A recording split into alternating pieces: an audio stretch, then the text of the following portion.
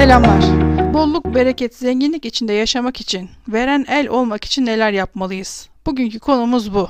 Veren el, alan elden daha hayırlıdır diyor Peygamberimiz sallallahu aleyhi ve sellem. Müslüman kendisine, ailesine yettiği gibi diğer insanlara da yardım edebilen konumda olmalı. Bu yüzden biz de şimdi nasıl bolluk, bereket içinde oluruz? Hem kendimize hem diğer insanlara nasıl maddi olarak faydalı olabiliriz? Nasıl zengin olabiliriz? Gelin tek tek işleyelim. Eğer şu an istediğiniz maddi durumda değilseniz, bilinçaltınızda mutlaka parayla ilgili negatif inançlar vardır ve kendinizi maddiyat konusunda aciz, sorunlu görüyorsunuzdur. Zengin insanların kafa yapısı her zaman paranın kolayca geleceği ve paranın onlarda kalacağı, artacağı, çoğalacağı şeklinde.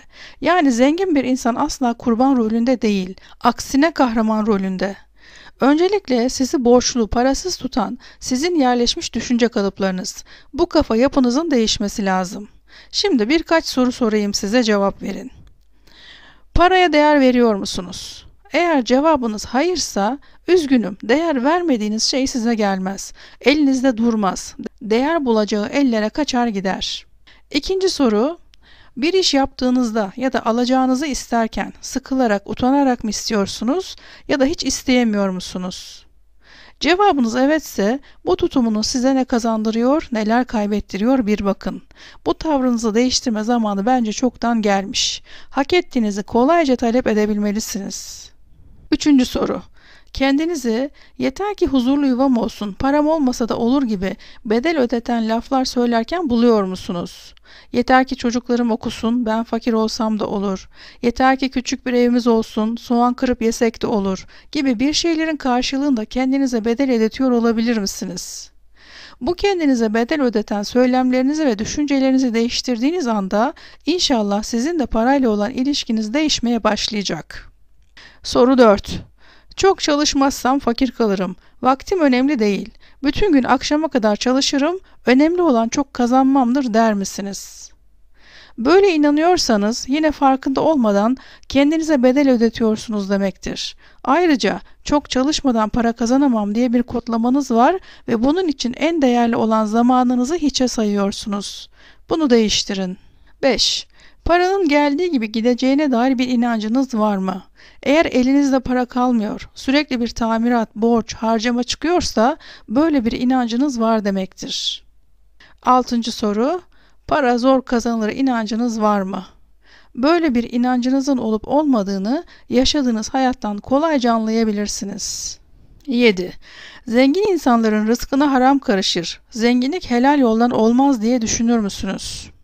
8. soru. Para kişiyi bozar, imanını elinden alır gibi inanışlarınız var mı? Böyle düşünüyorsanız imansız olma korkusuyla paradan kaçarsınız. Düşüncelerinizi ve ağzınızdan çıkan sözleri kontrol edin. İnançlarınız mutlaka konuşur ve olumsuz inançlarınız sizi sınırlar. Bir adım ötesine geçemezsiniz. Mesela ekonomi kötü, kriz var, para kazanmak çok zor. Bu piyasada ekmek aslanın ağzında. Kimsede para yok, alacaklarımı alamıyorum. Ben ne yapayım? Bu yıl salgınla birlikte işler iyice dibe vurdu. Elimden bir şey gelmez. Ben ne yapabilirim ki? Ev hanımıyım. Nasıl para kazanayım? Bunca insan zor durumda, işsiz. Ben de hakkımı alamıyorum. Öğrenci olmasam para kazanacağım ama öğrenciyim ben. Pahalılık var, para yetmiyor. Hiç elimizden tutan yok. Ah şu borçları olmasa rahat edeceğiz ama. Mazeret, mazeret, mazeret üstü mazeret. Bir şeylerin arkasına saklanma, kendini yapamaz edemez halde aciz kurban rolü oynama hep yapılan bu. Niye zengin olmadığınıza dair kendinize ve etrafınızdakilere sebepler sayıp duruyorsunuz. Ama her sebep, her mazeret sizi biraz daha acizleştiriyor, çaresizleştiriyor. İki kişi bir araya gelse parasızlıktan, pahalılıktan, işsizlikten dem vurmaya başlıyor hemen.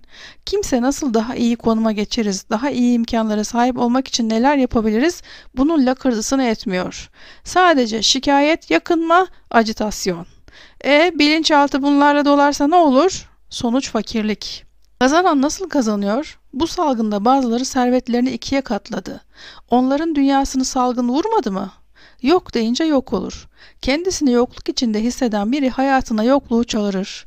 Elindekine şükreden, bolca var diyenin malı mülkü artar. Bu bize Allah'ın verdiği kullanmamız gereken bir güçtür. Gücünüze, enerjinize sahip çıkın. Ağzınızdan çıkan sözlere de sahip çıkın. Asla yok demeyin. Mağdur edebiyatıyla belki sempati kazanırsınız. İnsanlar size acır, yardım etmeye kalkarlar, sizinle ilgilenirler, size üzülüverirler. Ama mağdurum diye kurban rolünü kabullenmiş biri de asla zengin olamaz. Hatta mutlu da olamaz. Bu acizlik, yokluk duygusu sizi ancak iflasa, depresyona götürebilir. Paraya değer vermiyor gibi sahte tavırlarla, paranın kötü olduğu söylemleriyle bir yere varamazsınız. Bu düşüncelerle ayağınız her yukarı çıkış yolunda tökezler. Geri sarbaşa durumu yaşarsınız. Ayağınız tökezledikçe paraya, zenginliğe daha çok sinirlenirsiniz, öfke duyarsınız.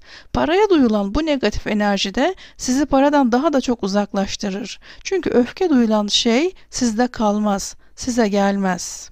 Şu andan itibaren parayla ilgili bütün düşüncelerinize, sözlerinize dikkat edin. Bilinçli bir şekilde para ve zenginlik konusunda olumlu konuşun, paraya değer verin. Tabii ki paranın kulu kölesi olmayacaksınız. Ama artık paranın kötü olduğu inancını değiştirin. Bir şeylerle kıyaslamayın.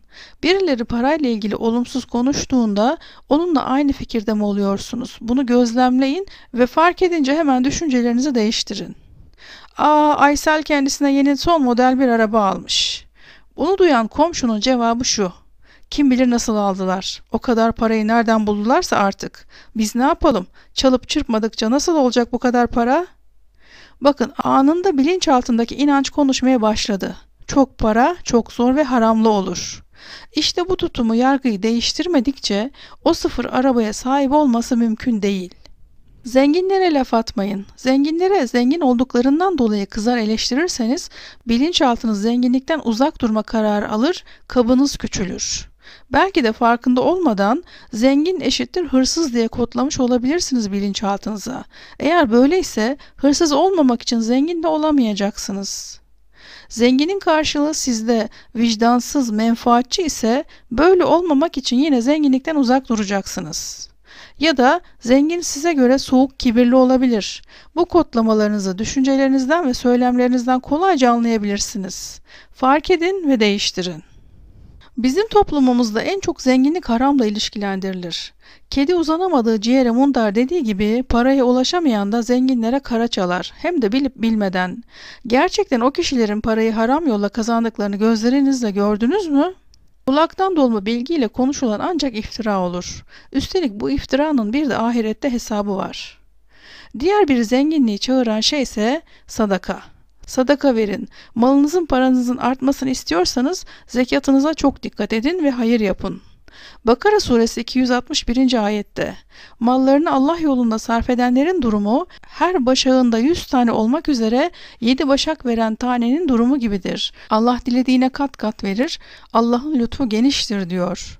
Allah yolunda durumu olmayan kardeşlerimize verdikçe inşallah 7 başak tanesi gibi bizim de zenginliğimiz katlanacak. Zekat ve sadaka malı, mülkü, serveti, canı koruduğu gibi aynı zamanda artırır. Ayrıca hadis-i şerifte zenginlik malın çokluğunda değil gözün tokluğundadır der Peygamberimiz sallallahu aleyhi ve sellem. Eğer var olanla mutlu olamıyorsanız, gözünüz hep sahip olamadıklarınızdaysa ne kadar zenginleşirseniz zenginleşin, mutlu ve tatminkar olamazsınız. Hiçbir şey size yeterli gelmez. Bu konuda Odaklandığın Şey Ne adlı videomu izleyebilirsiniz. Zenginlerin çocuklarına baktığımız zaman onların da zengin olduklarını görürüz. Fakirin de çocuğu fakir. Genelde bu böyledir. Orta hallinin çocuğu da orta halli bir geçime sahip olur. Öğrenilmiş gerçek sandığınız kalıpları kırdığınız zaman aileden getirdiğiniz fakirlik genini de kırmış olursunuz. Büyüyene kadar bu böyledir, para şöyle kazanılır, gerçek budur, hayat zordur gibi yargı kalıplarıyla büyüdüğümüz için bu kalıplar zengin olmanın yolunu tıkar. Her zengin olma fırsatında bilinçaltı bir engel çıkarır ve olduğumuz yere bizi geri döndürür. Bu yüzden en az 40 gün, belki 3 ay kabınızı büyütmek için, zenginliğin normal hayatın bir işlevi olduğunu kabul etmek için şifa cümlelerini her gün tekrarlamalısınız. Bilinçaltınız parayla, zenginlikle ilgili eski düşünce kalıplarını kırmalı ve yeni olumlu inançları yerleştirmeli. Şifa cümlelerini zengin olmak bir videomda verdim. Bir diğer konu, parayı kötü gün gelirse lazım olur diyerek biriktirmeyin. Para nereye ayırdıysanız oraya gider. Hastalıkta, kazada, belada kullanırız derseniz o hastalık, kaza size çağırdığınız için gelir. Birikim yapacağınızda, elinize para geçtiğinde, mesela maaşınızı hesabınızda gördüğünüzde şöyle deyin: artsın, çoğalsın param, bereketlensin, bende kalsın, bollaşsın, 1000 katına çıksın. Böyle olunca Allah'ın izniyle hem her istediğinizi alabilir hem de hep paralı olabilirsiniz. Bir konuda fikrinizi ve davranışlarınızı değiştirirseniz dış dünyada yaşadıklarınız da değişmeye başlar. Hiçbir şey böyle gelmiş böyle gider inancında olmak zorunda değil. Değişim sizin elinizde. Mümkün dediğiniz şeyler olur, imkansız deyip sınır koyduğunuz şeyler ise zannınız öyle olduğu için, ümitsiz olduğunuz için olmaz. Allah size vermez. Sınırsız ve olur niyetiyle tam bir ümitle isteyin, vazgeçmeyin. Yaradan'ın size verdiği bu düşünce gücünü kullanın. Çünkü Allah kulunun ümitle istemesi üzerine olmayanı oldurur. Zengin olmak, paralı olmak aslında bir duygu, bir his. Öyle hissetmeden öyle olmuyor. Şu anda zengin olmasanız da zengin gibi hissetmeye başlayın. Günün içinde bunu defalarca söyleyin. Hesabınızda kaç lira olmasını istiyorsanız varmış gibi söyleyin. Mesela hesabımda 3 milyar lira param var. Zenginim şükürler olsun deyin her gün defalarca ve aylarca yapın bunu. Hayalini kurun, resmini çizin, sesli olarak söyleyin. Görsel, işitsel, dokunsal her duyunuzu harekete geçirin. Ta ki bilinçaltı gerçekten inanana kadar. Samimi söylüyorum, sonuçlarına inanamayacaksınız. Aynı zamanda kendinizi çok iyi hissedeceksiniz. Zenginlik önce kazanılması gereken bir bilinçtir çünkü. Kendinizi zengin hissetmeye başladığınız an olaylar ve yaşananlar da değişmeye başlayacak. Para da zenginlik de bir enerji boyutudur aslında. O boyuta çıkmaya bakın. Gerisi zaten kolayca gelir. Kafa yapınızı ve hacminizi, kabınızı o zenginliğe hazırlayın. Para geldiği zaman kabınız alamayacak kadar küçük olursa farkında bile olmadan itersiniz, kendinizden uzaklaştırırsınız. Yağın bolluğu göremezsiniz. Portakal kabuğuna koca bir karpuzun suyunu dolduramazsınız. Önce zenginim diyerek kalıpları, kodlamaları kırın, bakın nasıl kolayca bolluğun size doğru akmaya başladığını göreceksiniz. Bilmek yeterli değil. Cuma suresi 5. ayette geçtiği gibi bilip de uygulamayan, hayatına geçirmeyenin durumu bellidir. Bildiğini harekete, eyleme dökmek işi bitirir. Çünkü bilgi hareketle, deneyimle pekiştiği zaman maddi manevi servete dönüşür.